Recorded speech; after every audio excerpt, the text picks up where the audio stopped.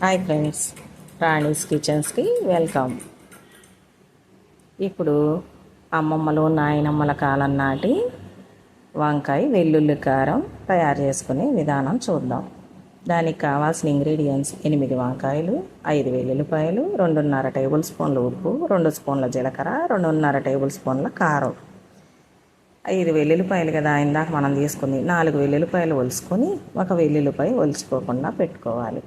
ఇప్పుడు మనం ఇందాక శుభ్రం చేసి పెట్టుకున్న వంకాయలకి నిదానంగా నెయ్యి రాసుకొని మన దగ్గర పులకాల మెష్ ఉంటుంది కదా, ఆ మెష్ మీద ఈ వంకాయల్ని పేర్చుకుంటూ కాల్చుకోవాలి. నిదానంగా అటు ఇటు తిప్పుకుంటూ కాల్చుకునేటప్పుడు పినీస్తూ 2 రంధ్రాలు పెడితే వంకాయలో ఉన్న ఎయిర్ బయటికి పోతుంది. అది సగం కాలినప్పుడు మీకు ఏమన్నా చెయ్యి అంటుకుంటుంటే కనుక మీ దగ్గర ఫ్లక్కర్ ఉంటే ఫ్లక్కర్తో తిప్పుకోండి, స్పూన్ ఉంటే స్పూన్తో తిప్పుకోండి వంకాయల్ని నిదానంగా. ఈలోపు అవి కాలుతూ ఉంటాయి కదా మీడియం ఫ్లేమ్లో.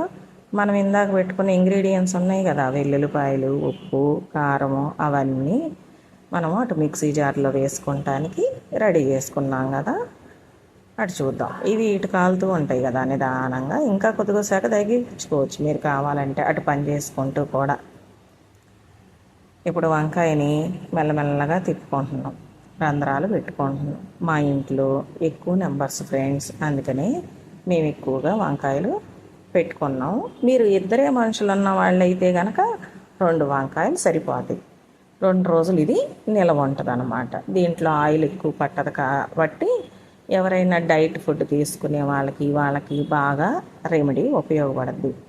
ఇది వానాకాలం, చలికాలం చక్కగా కఫం పేరుకుపోయి పిల్లలకి ఇబ్బంది పడుతూ ఉంటారు. ఎన్నో మందులు సిరపులు వాడుతూ ఉంటాం. వెల్లుల్లిపాయలు అన్ని తినాలంటే మన వల్ల కాదు కదా. ఈ వెల్లుల్లిపాయలు దీంట్లో వేసి మనం చేసామనుకోండి, వాళ్ళకి అన్నంలో నెయ్యి వేసి కలిపి పెట్టామనుకోండి, చక్కగా ఇదైంది. ఇందాక మనం తీసుకున్న ఇంగ్రీడియంట్స్ ఉన్నాయి కదా, మిక్సీ జార్లో 4 వెల్లుల్లిపాయలు ఒలిచి పెట్టుకున్నాం కదా, 1 వెల్లుల్లిపాయ ఒలిచి పెట్టుకోకుండా ఉంచుకున్నాం. అలా అయితేనే టేస్ట్ బాగుంటుంది. 2.5 టేబుల్ స్పూన్ల ఉప్పు, 2 స్పూన్ల జీలకర్ర, 2.5 టేబుల్ స్పూన్ల కారం మిక్సీ జార్లో వేసేసుకొని ఆ పేస్ట్ని ఒక బౌల్లోకి తీసేసుకున్నాం. ఈ విధంగా ఇందాక మనం కాల్చుకున్న వంకాయలు ఉన్నాయి కదా, ఆ వంకాయల్ని నిదానంగా పొట్టు తీసుకుంటే పైన ఉన్న లేయర్ మొత్తం పోతుంది. బ్లాక్ కలర్ లేయర్ మాడినట్టుగా ఉంటుంది కదా ఖాళీ, అదంతా ఒలిచేసుకొని పక్కన వేసేసుకుంటాం అన్నమాట. ఇప్పుడు ప్లేట్లో చక్కగా వంకాయల్ని పెట్టుకొని దాంట్లో విడలు తీసుకొని గోరుతో ఇలా అంటే విడలు తీసుకుంటే పుచ్చులు ఉన్నాయో లేదో కనిపిస్తుంది. అది తీసి పాడేసుకోవచ్చు పుచ్చులు ఉంటే కనుక. ఇప్పుడు దాంట్లో మనం ఇందాక వెల్లుల్లిపాయ కారం ఆడుకున్నాం కదా, దాన్ని స్టఫింగ్ చేసేసుకుంటాం. ఇప్పుడు 3 టేబుల్ స్పూన్ల నూనె పొయ్యి మీద పెట్టి వేడి చేసుకోవాలన్నమాట. అది బాగా పొగలు వస్తుంది అని అనుకున్న నూనెని తీసి మనం స్టఫింగ్ చేసుకున్న ఇది ఉంది కదా వంకాయలు, ఆ వంకాయల కారం మీద దాన్ని పోస్తూ ఉంటే సురుసురు మనాలి. అప్పుడు అది ఉడికినట్టు అన్నమాట వెల్లుల్లిపాయి.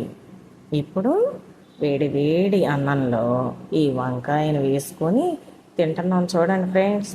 వంకాయ వేసి బాగా కలిపేసుకొని దాంట్లో నెయ్యి వేసుకోవాలి, మర్చిపోమాకండి, నెయ్యి కంపల్సరీ వేసుకోవాలి.